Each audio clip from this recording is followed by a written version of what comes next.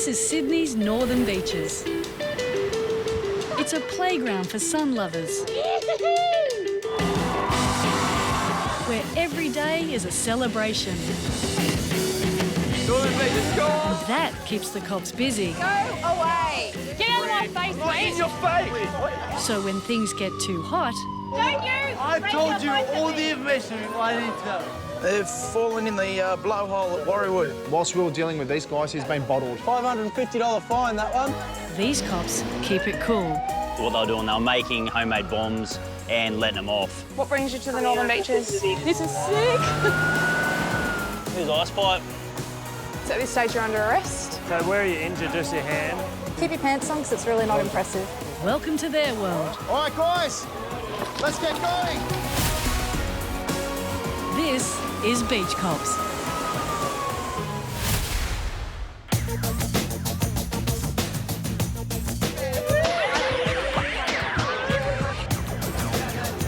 Over here, mate. Stop. Come here. Stop where you're walking. Stop. What are you stopping me for? I was looking at a tree. You're doing a piss bar. You were urinating on the tree. It's been a pretty quiet night for a change, but for Nicole and Maddie, things are about to ramp up. 16 Pure Info, we've had about 7 calls and the POI is apparently kicking cars. A call has come in about a man behaving aggressively on a main road. 3-6, we can see the lights just ahead of us. The most recent call was about a minute ago. 3-6, we got him. What's happened? People called police because there was a male walking up and down Pittwater Road and being kicking cars, and they assumed he was drug affected. What's this all about? And we saw him just start staunching up and being aggressive, and as we got out of the car, he started threatening us. Get, sit, dead. Do anything. Next. What are you going to do? He ended up getting OC sprayed due to his aggressive behaviour, and then a bit of a scuffle to getting cuffed. Get on the ground. Just get on the ground. Sit on the ground. Get on the ground now. Stay sitting down. There's an ambulance coming. About the ambulance. You're taking a I'm so satanic. I need to see what I'm doing. What's that? Just calm, bro. He appears like he's affected by something, just could be drug related, we're not too sure, but obviously being sprayed with a can of OC spray, that makes him extra agitated. Yeah, so while we were dealing with him, his brother came over my shoulder and I didn't realise who it was, but obviously quite quickly we realised that it wasn't another police officer. And then he's decided that he would like to wrestle with police as well, so he's found himself in handcuffs as well. Come on, brother, Ebs. So what's going on, mate? Sit on your ass. Yep. Good man. No, I'll grab you some water. Yeah, he's not being very rational. He's quite calm in one sense, and then the next minute he's trying to get up and clenching his fists and gritting his teeth at us. So they're quite volatile situations because you have to be watching him all the time and make sure that, you know, he's not going to hurt anyone or himself. Stay there. No, it hurts. Yeah, they're getting him more water. OC burns and snot comes from everywhere. It is extremely painful. Tip your head back. Head back. You got more water. Lucky for this guy, the ambos are quick to arrive because OC, or capsicum spray, can burn for hours, and the best treatment is with baby shampoo. A little bit of shampoo for your eyes, okay? Well, the ambos are here, the best people for you. I've had this before, darling, but this is different. Need to see. Yep. Because I keep seeing shit I don't want to see. So the reason why we use OC spray if there's violent confrontation occurring, so that male was being aggressive towards us and sort of rather than, you know, us getting hurt, we use the OC spray to try and back him off and calm him down and tell him we're not going to put up with him threatening us. And it seems the police already know these two. You're on parole, buddy. I cannot look at you. Yeah, you're on parole. So this brother is off to Manly Police Station to be charged with assaulting police and resisting arrest.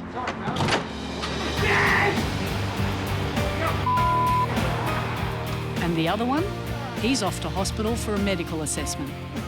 Nearly 6 years and I've never used my spray, so it's gone all over my hand and my hand's very red and sore, so I can only imagine what his face is like. I tell you what, if you rest your face up against that silver stuff, aluminium cools it.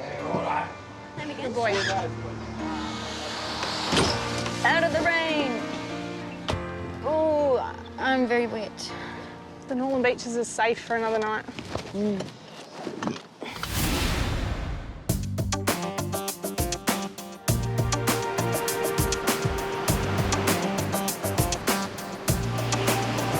Rosie is patrolling the streets of Mona Vale looking for a known criminal. This woman has a charge pending and police are keen to locate her. So Vanessa, you don't know when she's going to do it. She's generally just walks around the whole day and she'll commit these crimes in certain locations. She's well known for stealings and frauds in particular. She gets into shop owners' bags, things like that. She also just blatantly steals from the shelves as well. What I'm doing today is just to see if you've seen her recently. Vanessa's well known to the shopkeepers especially. So what they've actually done, they've printed off a picture of her face. They've handed them out throughout the shop area. Although there's no sign of her at the shops, back at the station, officers have a lead on her whereabouts. This morning at 4 o'clock or something, she was arrested by city police and then she was released at 11 o'clock this morning. With a heads up that she's on the move, Karen and the team try and work out where she'll turn up next. She's been on the booze all night. True. She probably will want to go home. Yeah. We think she'll probably come home to Warriewood and she only has public transport, so we're assuming that she'll catch a bus home. So she could either get off there or up here. We've got people at Neutral Bay, we've got people at DY at the main bus stop, and we've got people at Narrabeen at another bus stop and in the vicinity of her place if she gets off a bus and walks. 12:04 is the next. So I think we'll get her today. Which is right now, it's 12:04 right now. With no time to waste, Karen plants a team of plainclothes cops at one of Vanessa's favourite hangouts. And then they wait. She knows all the shops and she likes going back to the same shops. She comes in all the time, tries to get to the till. They know her, they send her out again. So every time she's out, she goes to the shops.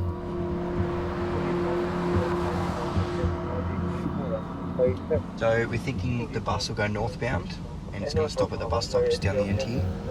So we've got guys waiting at the bus stop and we've got plainclothes officers on bikes as well.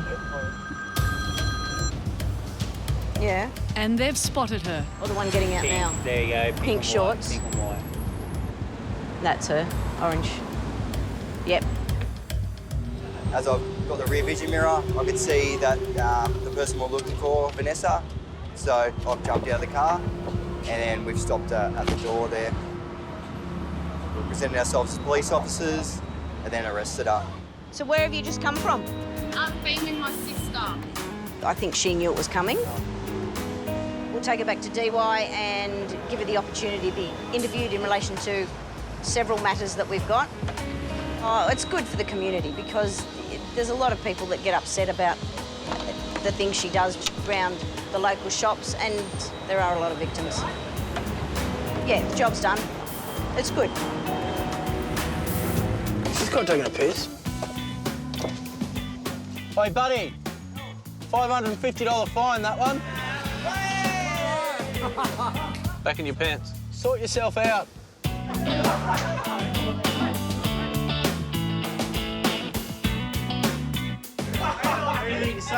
It's 2 a.m. Sunday morning, and police are responding to a fight right across the road from the police station. I believe you've been involved in some sort of fight here. So where are you injured? Just your hand? I'm sitting in the station, which is directly across the road here, doing my station duties. Start hearing yelling and screaming. Some guy runs in saying they're fighting. I come out and they're going at it. So I jump in and grab both of them. So you're just injured there, you got no other injuries? First bloke I spoke to in a white shirt, his knuckles are all cut up, result of hitting a few teeth. And the second bloke, his face looked a bit messed up too, as a result of probably the other guy's knuckles. Big split lip down the side here. Well, he said that he was punched by this other bloke, and then he's punched him back. He said, she said, right? They're both saying conflicting versions, of course. Because everyone's drunk, we can't speak to anyone now. Right, speak to him tomorrow, follow it up the next few days. We can look at an affray offence, a very serious offence. We look at the most minimal offence, saying offensive conduct. They both receive a ticket. You've got witnesses? I've got his details, your details, 2 witnesses. Yeah, so what do the witnesses say so far? I haven't even spoken to them. All I got is you guys are fighting. Everyone's drunk, mate. I know that, yeah. All I know is you two kick the shit out of each other. But Gibbo's also trying to calm a worried mum on the phone. He's fine. He's fine. He's just going to get in trouble with us eventually.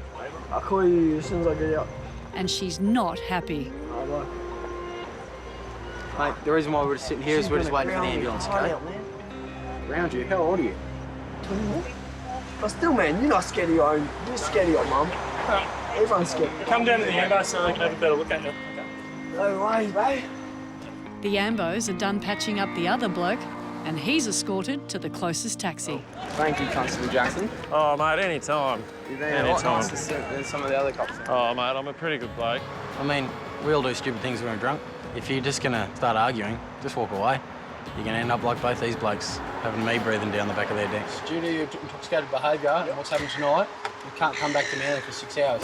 The one punch thing is all over the news. We all know about it, and the sentencing is pretty serious now. Now, one of these witnesses told me that he booted him in the head. Could have easily killed him, and then he'd be going to jail.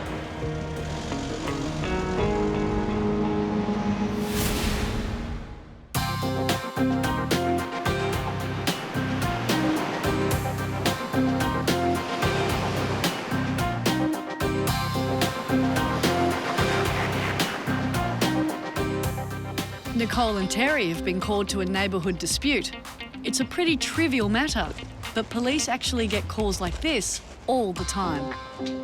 So the informant's called us because her neighbour has put dirt in her mailbox and she wants us to take action against it. So we're just going to go have a chat. Robert? All right. And this was in my letterbox. From your neighbour? From Gina. How do you know it was Gina that did this, Robin? Because she's the only one that attacked me, and everybody here will tell you. But did you see anyone do it? No, I didn't see her do it. Like, unless someone's seen her do it, we can only put the allegation to her, and if she says, no, I didn't, then unfortunately... Why don't you try and catch her? Like... What would you like us to do? Well, say something that will... We can go ask her. I understand how frustrating it is. I honestly do. But at the same time, the things that she's doing don't really amount to a criminal offence. She's just probably a pest. She is. Yeah. She's a psychopath. Are you happy for us to just go have a chat with her? Because that's really all we can do for you. Well, yes, if that's all you can do what you can. Police go to jobs like this every day.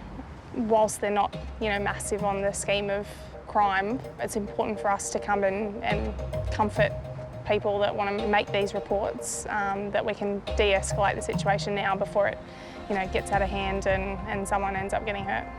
Hi, Gina. Hi. We've come here today because we've had an incident with your neighbour. Okay. She's had this envelope with dirt or poo put in her mailbox.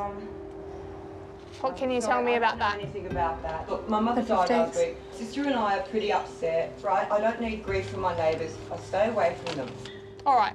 Well, what I'm telling you is that if you have done this, not to do it. I wouldn't go near her house if you paid me. Okay. Well, shut up, please. You've been warned. Please, thank you. See ya. So Gina has been given a warning, but 1 week later, the police are back. So what happened this afternoon when you came home? Were you inside your house, were you? Yes, and I heard this banging and I went out there and... Did you come out the front or the back of your house? The back. She was going to get over the back fence. Yeah. And she just tried to get over it and she's yelling and screaming at me and I'm going to get you.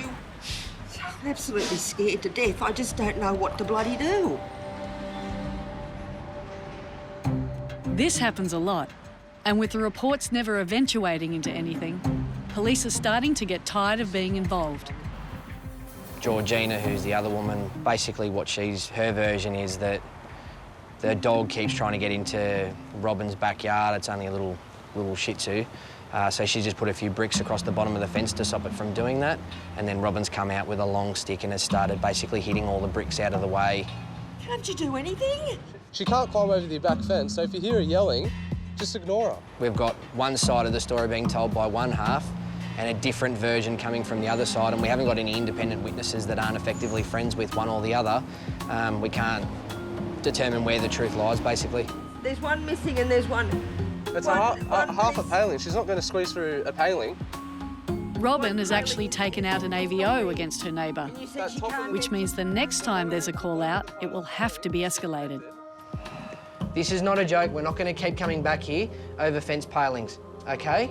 The next time we get called back here for something like this, you're both going to Manly Police Station, you'll both be charged, and the magistrate can decide on it. Am I clear? That's clear. Yeah, that's clear? That's clear. Good. All right. No worries. Goodbye. Goodbye.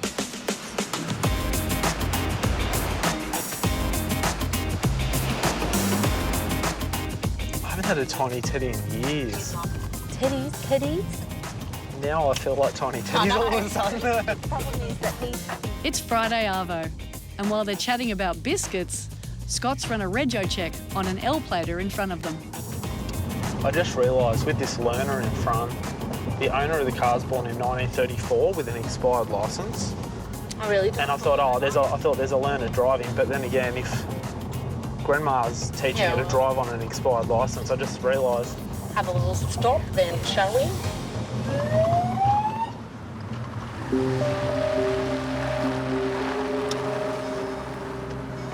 So the registered owner is a suspended, really old person, but they're also got a expired licence. So we're just double checking that everybody's got a licence and the car's fine. Hi, how you going? Just a quick breath test. Do you have your driver's licence there? Is this Mum? Yeah. Do you have your licence there too? Fortunately, it's Mum and not dear old Gran supervising. Just have to do a quick breath test. Just need you to count to 10 for me out loud. 1, 2. Well, it seems the driver's okay. And I just test Mum as well. Oh, God. Let's hope I'm okay. I had a vodka and Coke before I left. And with the cheers from the pub across the road, 2, 3, 4, 5, 6, 7, 8, 9, 10. the reading is in. Just be back. No, I had a drink just before we left. I didn't know we were going to go for a drive tonight, so I had a vodka and Coke, and luckily I didn't finish all of it. So you understand that your limit as a supervisor is different to normally? Yeah, so it's .020 is your limit today. Yeah, okay. So what I need to do is just seal your lips over the end of the tube and blow into it nice and steady until I tell you to stop. Stop. Or just, but you're fine. I just had a vodka and Coke. Yeah. With supervisors of learner drivers, they are required to stay below 0.020. So as you can see, one drink can... Yeah. All right, so you're fine, but yeah. All right. I won't do that. I'll just get your licenses and I'll come back. So the theory is, don't have a drink just before you're about to go out with your son somewhere, even though you're not driving. Don't have a drink at all. OMG. He... Looks like he's about 5. I looked at his photo and I was like, holy He's probably 19, people in 1999. He must have literally just got his licence. I just saw them behind me and I was like, oh, what's going on?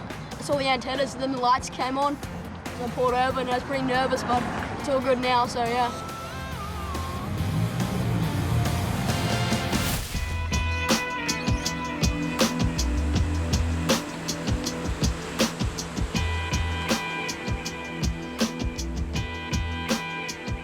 Car into a bush down embankment. The driver is shaken, declined airbows.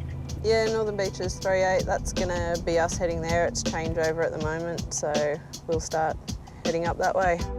It's just gone 6 p.m. and Waddies and Sky were about to clock off for the day.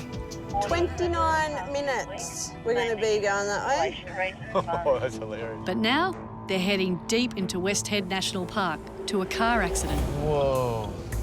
Where a young driver has come around the corner and hit a wallaby. Was it a big wallaby or a little wallaby? Did you only see it at the last second when you came in the corner? Last second. Like it basically came round and you were like, yeah, bang. That. Guy heading out of the parks, allegedly swerved for a wallaby and lost control of his vehicle and ended up in up in the trees. Didn't hit your head? Yeah, so you didn't hit your head, Not no injured, glass no shattered on your face or anything like that. And how do you think, was it the I have no idea how. You don't know, you just... I got cuts on my hand and cuts on my elbow, and I don't know how it happened. He's immensely lucky that he's actually walked away uninjured. He's got like a minor cut to his arm that's got a Band-Aid on it. So if it had been a bigger tree, if you had a hit front on, definitely could have been a fatal accident. Just lucky you didn't go head on. Yeah. The damage to the car is pretty extensive, like it's basically a write-off. He's told us he's climbed out the window of the car because the door's been jammed shut from the impact of hitting the trees. The driver's passed a breath test and is free to go. But Sky and Waddies are left to clean up the aftermath. We'll just do that. Just watch your step as you go back because it gets bumpy. Lock you in. Yeah, lock me in the trees. Good? Good. You all right? I knew that. I was like... Graceful as ever. Thankfully, the fireys have come to the rescue. We did drag all the off trees as best as we could, but yeah, it's just... West Head, Coongar Chase National Park. It's pretty much almost as far west and north in our command as you can get. We've got that much mud in my when you filthy slip. boots. It's one of the hazards of working in this command. It's such a big command and you've got to go from end to end. Not so much hanging out by the beach. We're up in the bush now, so it's a bit of fun. Lovely nighttime drive with my partner in the car. I like these disco lights. Oh, God. Whoop, whoop, whoop, whoop.